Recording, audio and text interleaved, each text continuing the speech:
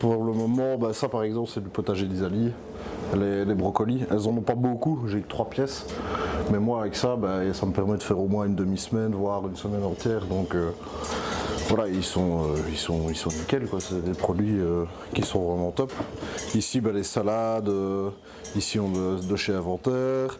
Là, par exemple, on a des choux pointus qui sont peut-être un peu plus vieux, mais on tire la première feuille. Et puis ça va être du potager Saint-Germain à Soiron. La première entrée ici pour le moment du menu qu'on fait, ce sont des courgettes. Donc c'est les premières courgettes de la saison, elles sont assez... la peau est assez tendre parce que en fait c'est les premières, elles ont poussé sous les tunnels. Donc elles n'ont pas subi d'intempéries, le légume n'a pas besoin de faire une plus grosse peau pour se protéger. Donc du coup on laisse bien la peau en fait. Cette courgette on va l'assaisonner et c'est juste l'assaisonnement qui va cuire la courgette. Donc il va y avoir un peu de sel, il va y avoir une huile qu'on fait avec le sauge. Dedans aussi dans le plat vous allez retrouver, il va y avoir un peu de yaourt égoutté. Ici je vais mettre mes petits citrons confits, enfin mes petits citrons fermentés, dont on a fait une brunoise. Comme ça à chaque fois que les gens vont tomber dessus, ils vont se dire, ça va ramener un petit peu d'acidité. Ici, aucun produit transformé ne passe la porte d'entrée. C'est Martin Evrard qui l'affirme d'emblée. Depuis 2019, ce Verviétois de 35 ans est derrière les fourneaux de son restaurant au dos de la cuillère. Le chef qualifie sa cuisine d'accessible, de compréhensible, une cuisine de saison où les produits locaux sont omniprésents.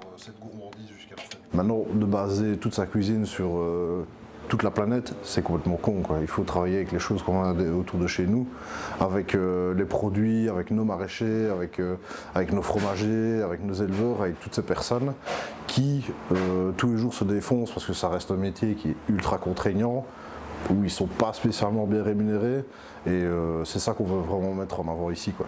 Franchir la porte du restaurant de Martin Evrard, c'est en quelque sorte adhérer à une philosophie et opter pour une cuisine du respect.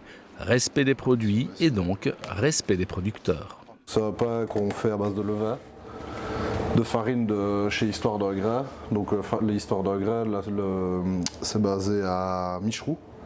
Et cette coopérative, en fait, elle a la particularité d'utiliser et de remettre en service des blés qui ont été produits avant 1945. Donc juste avant la guerre.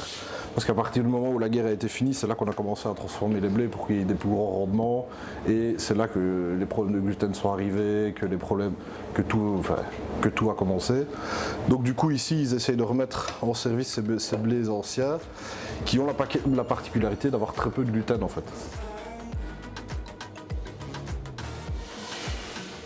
Il faut bien se rendre compte que là, à l'heure actuelle, il y a des choses qui ne vont plus. On arrive au bout d'un système, il y a des choses, des modèles de fonctionnement qui sont obsolètes.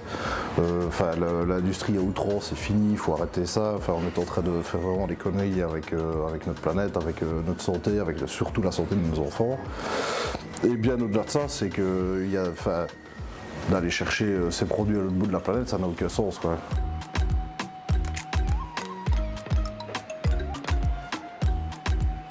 Je ne veux pas non plus être moralisateur ou donner des leçons, et je dis juste regardez ce qu'il y a moyen de faire avec ce qu'on a chez nous, quoi. C'est juste ça la démarche.